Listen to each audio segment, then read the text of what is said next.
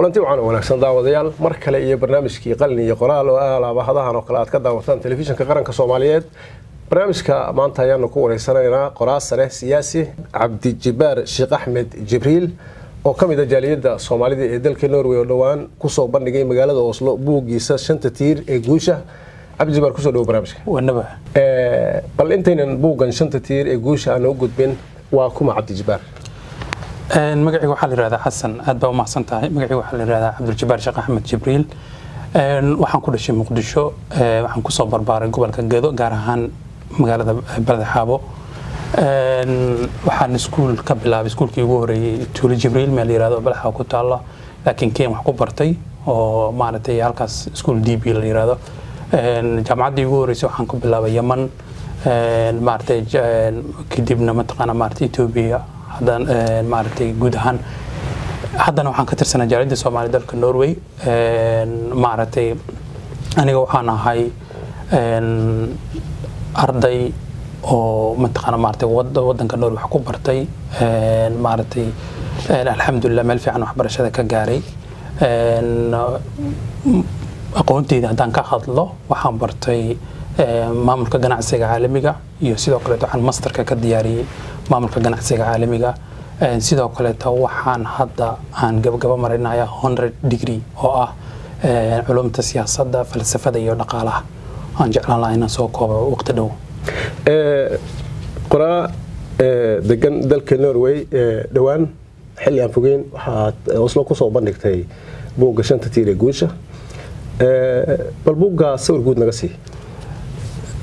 xasan adiga iyo asxaabtaada qalin qoraal baad mahadsantihiin marka hore intaan su'aashaada ka jawaabin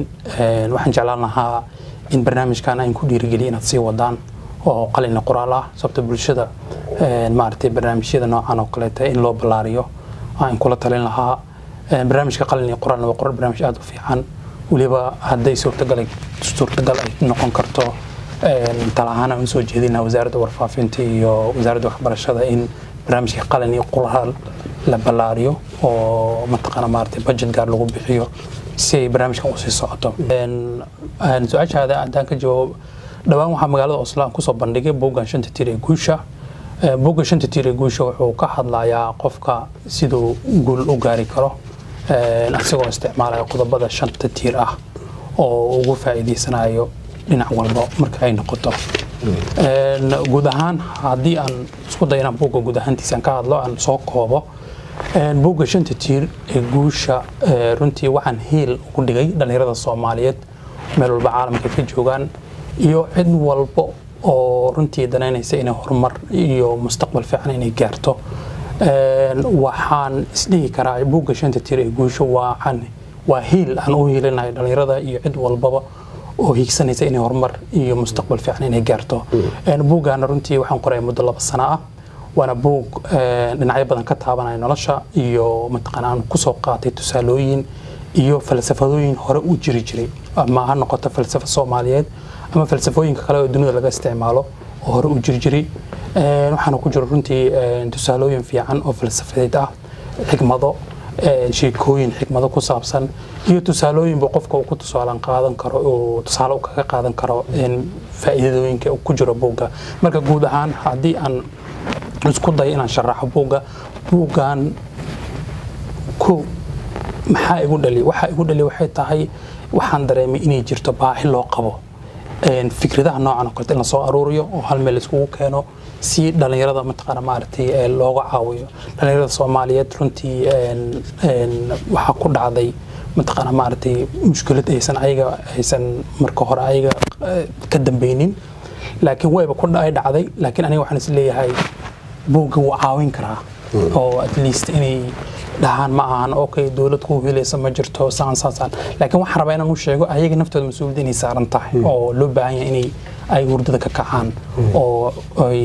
mataqaana dalkooda haday noqoto nafsadooda haday noqoto dhinac walba iyo deegaanka marka ay ku nool yihiin marka inay guuleysan karaan cid walbaba oo dunida ku nool oo buugga sharaxaya buuggan bandhigiisii Oslo ahaa dad badan oo Soomaaliya yimi warbaahinaan warbixin baan ka diyaarinay wara dadku aad bay ugu mashquulsanaayeen magaca shanta tiir ee guusha marka hadda tiraahdo hadda dhalinyarada buuggan habeenkiina waa ogaayo dhalinyarada xooga saaraysa guusha shanta tiir ee guusha marka la yiraahdo maysan ahayn mid taabanaysa qof kasta haweenada ha yiraahday waa runta mar walba markaan sharaxayo buugga waxaan ku horumarinayaa dhalinyarada waxaan hiil ugu dhigay dhalinyarada iyo cid walbaba oo runtii jecel inay nolosha horumar ka gaarto kaalinta koowaad dhalinyarada ka dhigay kaalinta labaadna cid walbaba oo rajo iyo mustaqbal qabto shantan tiirir sababtan dhalinyarada xooggan u saarayo waxay tahay in dhalinyarada jaaniska ay haystaan inaysan iska luminin oo ay ka faa'iideystaan maaragtay jaaniskeeda ay haystaanna qofka hadduu mar 50 gaaro ama 60 uu gaaro waxaa laga yaabaa dhinacaas cibaadada inuu u jeesto oo fursadihiisa ay soo gaabtaan laakiin qofka dhalinyarada fursado badan iyo jaanis badan oo haystaan marka dhiirigelin baa ku jirta qoraalka buugga dhiirigelin badan ku jirto inta aynan buuggan oo waa 5 cutub oo kala duwan oo qaybo kala duwan oo qayb ay wax ka hadlayso sensitive ay khusayso intaynan u gelin adiga qoraa ahaan buugaag hore soo bandhigtay oo jiray baa jira laba buug ah labadaas buug qoritaankoodii iyo xagee ku dambeeyay waa runta hore waxaan u qoray laba buug oo ka horeeyay buugga shanta tiir guusha buugga koowaad waxaa la yiraahdaa jaceelkaaga iyo qalalaadkii igu weynaa noloshayda qisada waxaan ka qoray qiso run oo dhacday oo qof aan ka qoray waa qof eersanayo qof dumar uu jeclaaday oo eersanaya jaceelkeeda oo dhiba oo mataqaana maartay uu ka shalaynayo marka waa qalad uu galay qof uu jeclaaday dartiis qofka jaceelku uu qaaday oo qalad ka galay marka qisada qofkaas aan ka qoray waana qiso run u dhacday maartay waxana ka sameeyay sheeka oo cajiib ah buugga labaadna wuxuu ahaa buugga waxa la yiraahdaa duruufaha dhalinta iyo ahmiyadda waqtiga buugga labaad waa buug kale oo ka hadlayo in dhalinyarada Soomaaliyeed ee duruuf ku xeerarsan tahay ayna garan laayeen qaabkii ay ugu gudbi lahaayeen duruuftaas ay rabaan inay ka gudbaan marka duruufaha dhalinta iyo ahmiyadda waqtiga in dhalinyarada duruufo ku xeerarsan tahay laakiin ahmiyadii waqtigina uu meesha uu hortaagan yahay okay aan u gudubno buugga shanta tiir ee guusha oo barnaamijkeena qalin iyo qoraal oo aanu qayb uga dhigaynay marka la soo dhawo barnaamijka qalin iyo qoraal shanta tiir ee guusha waa 5 cutub oo kala duwan bal hadaad noo sharaxdo cutubka koowaad ee buuggan soo qaadan buugga cutubka koowaad wuxuu ka hadlayaa maaragtay himada sare qofka tiirka koowaad qofka ku guuleysto waxa waaye number 1 waxa ugu horeeya wax walbaba waxa ugu horeeya waxa waa qofka inuu himo sare yeesho waa inuu han weyn oo xambaarsan yahay oo aad u ballaaran hankaas marka inuu xambaari karo oo meesha loogu talagalay inuu gaarsiiyo marka tiirka koowaad wuxuu sharaxayaa waliba waa cutubka ugu dheer ee buugga tiirka koowaad wuxuu sharaxayaa qofka inuu han sare yeesho oo aad u ballaaran oo xambaaro inuu hankaas qofka waxa daraagreynaayo oo meesha uu qofka rabo inuu gaaro waxa gaarsiin karo waa hankaas haddii hankaas aadan xambaarsanayn waxa laga yaabaa inaad tiraahdo waxaan biryaan qabanaya waxaan dib u dhigayso waxa because of hankaaga yar hanka marka waa motor qofka kiciyo oo wax walbaba gaarsiin karo inuu ku dhaqaaqo wax walbaba mataqaan xoog saaraay tusaale ahaan waxaad rabtaa inaad noqoto qof engineer ah sababta waxa ku muuqdo dalkii waa burburi wadooyinkii waxa rabtaa inaad dhisto qof engineer oo architecture inaad noqoto rabtaa marka hankaaga waxa maalin walba ku soo sawirmaayo adigoo dalkii dhisaayo engineer noqonayo waxaan sameeynayo marka hankaas marka wuxuu ku diidayaa inaad jiifato oo waxa laga yaabaa maanta hadaad jaamacad dhigato oo waxbarashadii markaad mataqaana maartay aado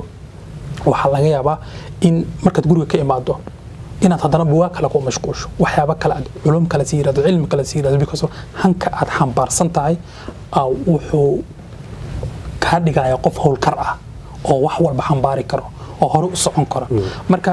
cutubka waa cutubka ugu muhiimsan cutub walba waa tiirarkan waa tiirar muhiim ah laakiin tiirka waa tiir aad iyo aad muhiim u ah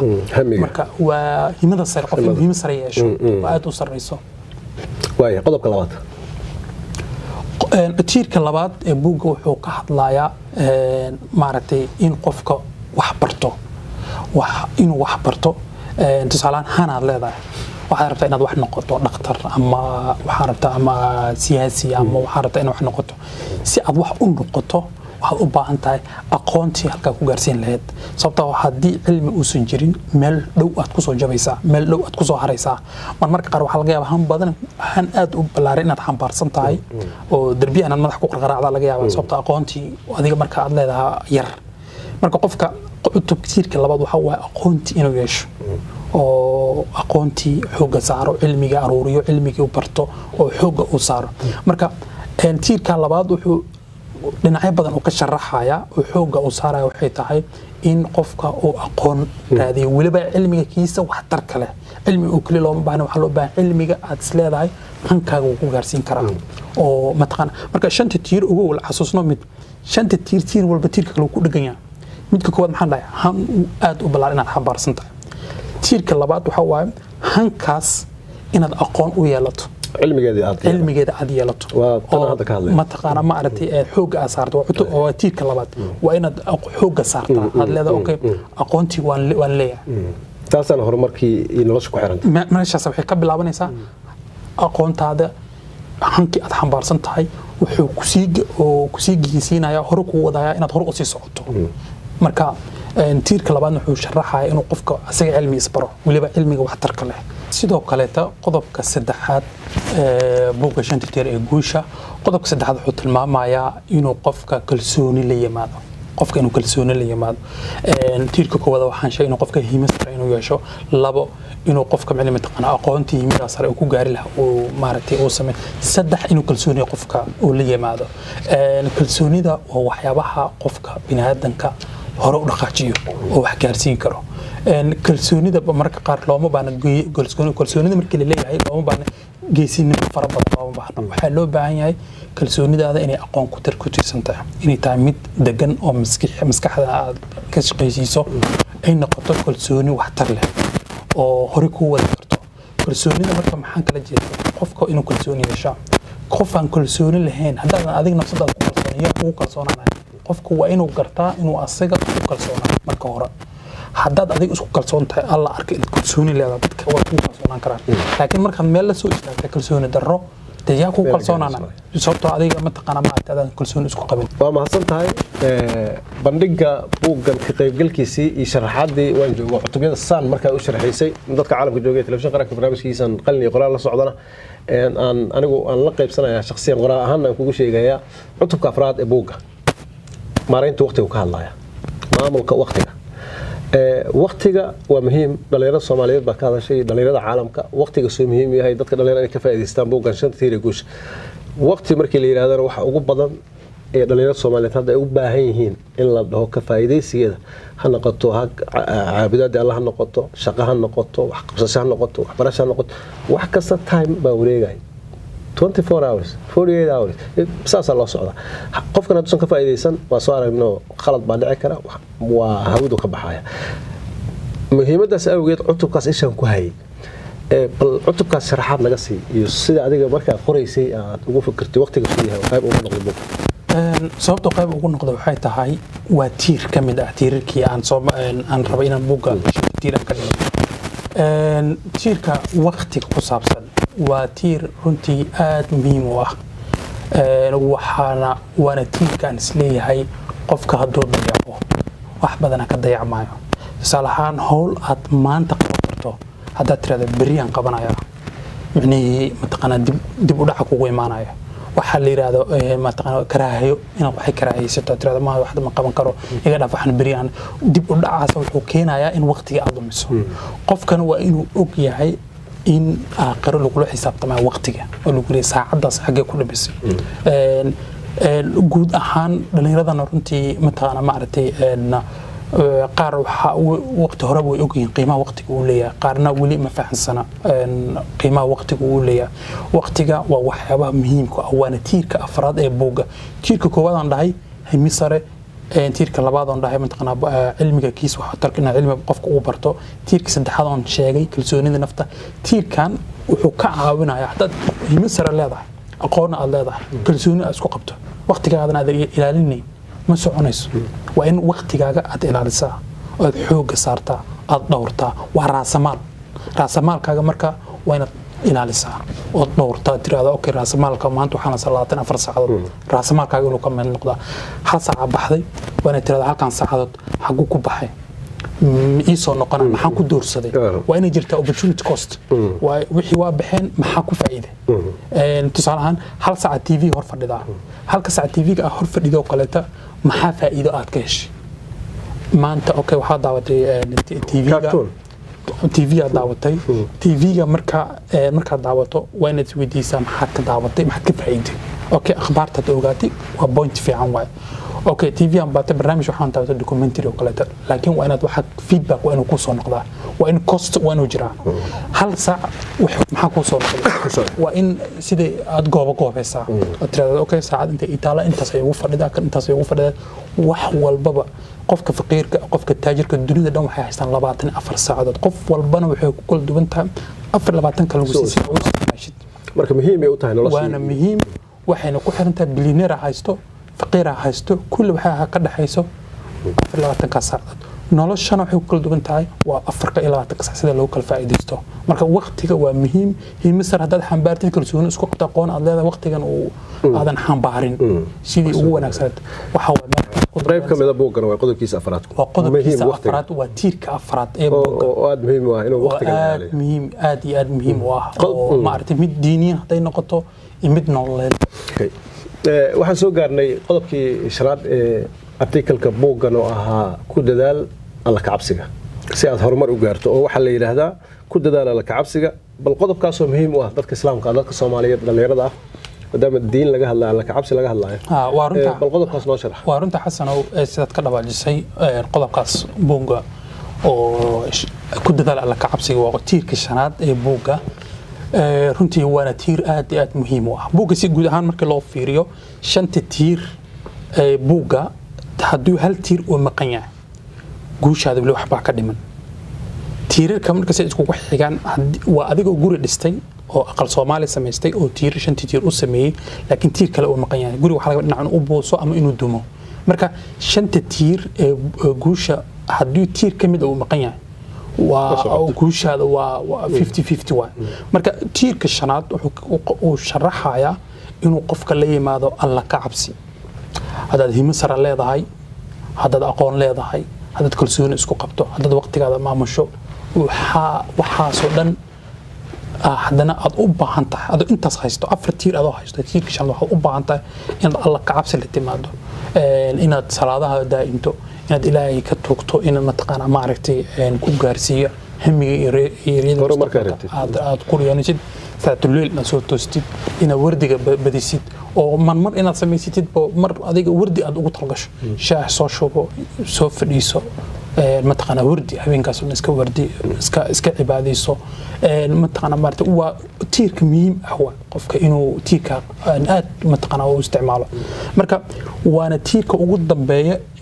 buugga shanta tiir ee guusha marka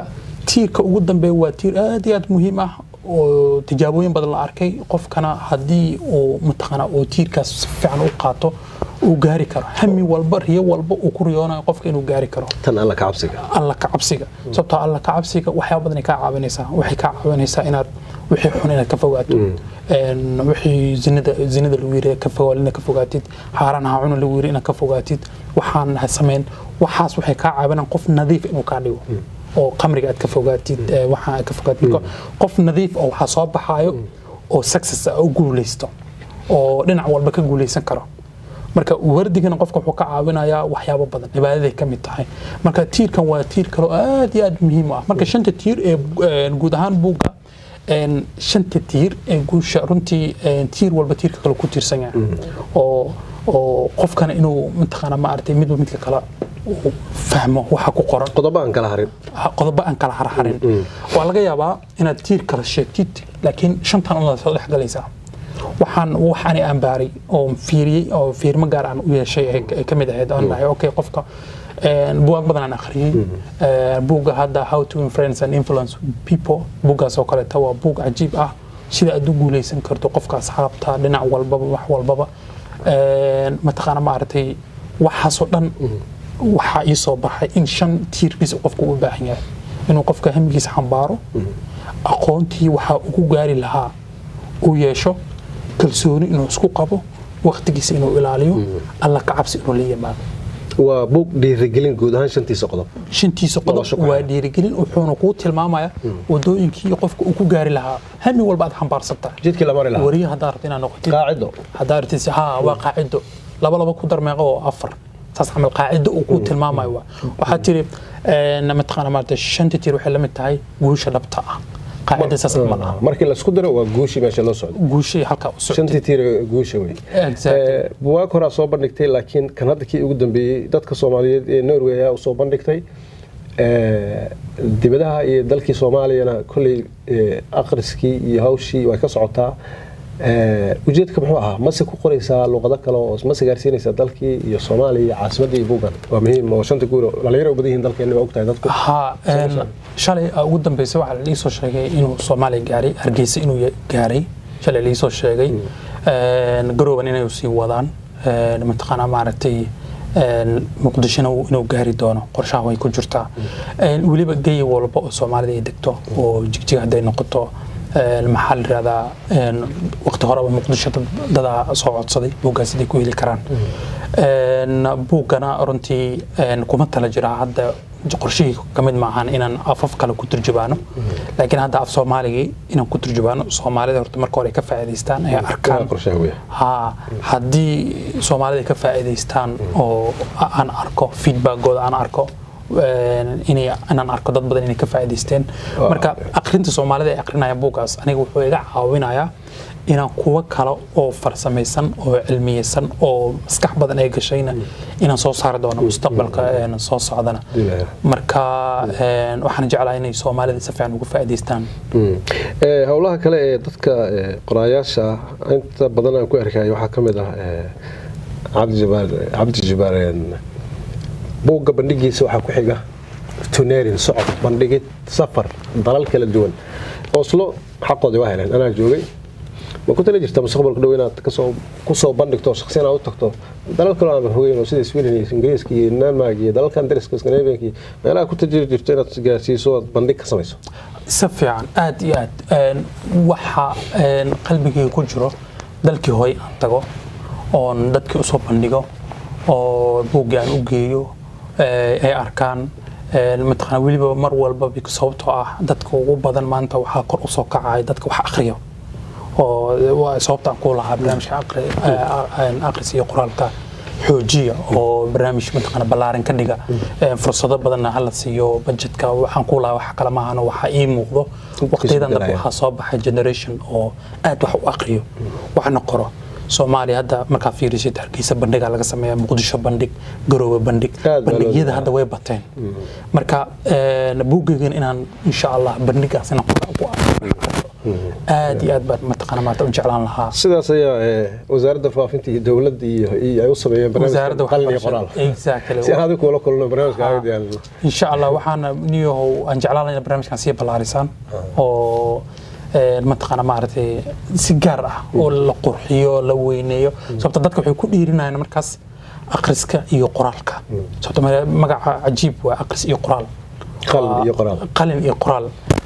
waana dadka waad ku dhiirigelinaysaa inay wax qoraan inay wax akhriyaan marka barnaamijka in la sii horumariyo waa iga talo kolay mataqana maartay wixii balan idinka in degan waa goonidii bilowgii barnaamijka waxaan ku furnay qoraasare عبد الجبار أهنا سياسي برنتاس سياسية بالحقيقة شيء حاجة سياسي مع علميهان ما برت سياسة حزب ويا كتر سنتها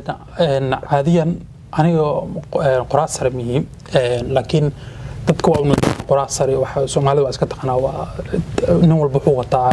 تايتل وجارة أنا وحن قرأ جودهان استحبق لي كنت مقال وارتكلز أو أنا قال لي أنت بوق عن صوص صاروا ما بدنا لكن وحبذا أنت أردت قرآن أنا أم ببلش كريه وحنا كوب ببلش كريه أفريكان ومثل أي ما أنت وحكا قرتي لحدا يشديد قرآن ومرايا أنت وحكا قرتي وحنا أساسا لحسن كور sidoo kale tana mataana maartay siyaasadda Soomaaliya in somehow lugtu aan kula jiraa كو أنا سياسة وان برتي وحن كنت خصي علمي سياسة فلسفة دقالة وحنا وأقونتي ذكرك عن برتي Soomaaliya siyaasadiisa faraxan kula jira markaan kulay waan la socdaa oo waxa Soomaaliya ka jiro mataqaana maartay siyaasadda arrimaha dibadda habkee halka sida uu maamulaan hay'adihii dawliga national institution ka qaabku u shaqeeyo mataqaana maartay rag oo niyaman isla degnaan jiro dawladda maanta ku jiro oo la shaqeeyo qaabka wadanka u socdo waan la socdaa sidoo kale ta siyaasadana waa falanqeeya oo waxyaabo badan qoraalo badan oo siyaasadda ku saabsan hay'adaha NGO-yada dalka sida ay fargelinta ku sameeyaan waxa qoraalo badan qoraan ka diyaariyay oo waliba af Soomaali ku qoran xisbi qaransoor la yiraahdo waxaan kamid ahaa 4 qof oo xisbiga aasaastay oo hadda Soomaaliya Muqdisho ku leeyahay xafiis gobolka Gado waxa kale xafiis uu ku leeyahay mataqaana maartay galmudug marka xisbigana runtii mataqaana maartay waa xisbi rajab badan xambaarsan mustaqbalka siyaasadda Soomaaliya Cabdi Jabbaar Sheekh Ahmed waa maasan tahay halkan aan ku soo booqano naga warantay buugga shanta tiir ee guusha barnaamijkan waxaan jeclahay inaan inta aan soo afleero mar kale aad u mahadsantahay waayahay daawadayaal barnaamijkii qaran iyo qoraal oo markan idinkaga iimaanayay magaalada Oslo ee caasimadda dalka Norway aan kula kulannay qoraa sare siyaasi Cabdi Jabbaar Sheekh Ahmed oo kamid ah qorayaasha Soomaaliyeed ee dalka Norway ku nool buuggiisii saddexaadna dhawaan ku soo bandhigay dalka Norway caasimadiisa Oslo inta barnaamijka kan xiga aniga Cabdi Jabbaar iyo jaaliyadda Soomaaliyeed ee Norway magacooda ku hadlaya magaalada Oslo meel kamid ah library ku yaalo buugta lagu akhriyo nacaaw ku kulanay maanta ku kulanay waxaanu si wada jir idinku dhaafeynaa inta barnaamijkan xigaan ku kulmayno nabadgelyo nooli kulantii ismaqal iyo aragti dambe oo xiiso leh nabadgelyo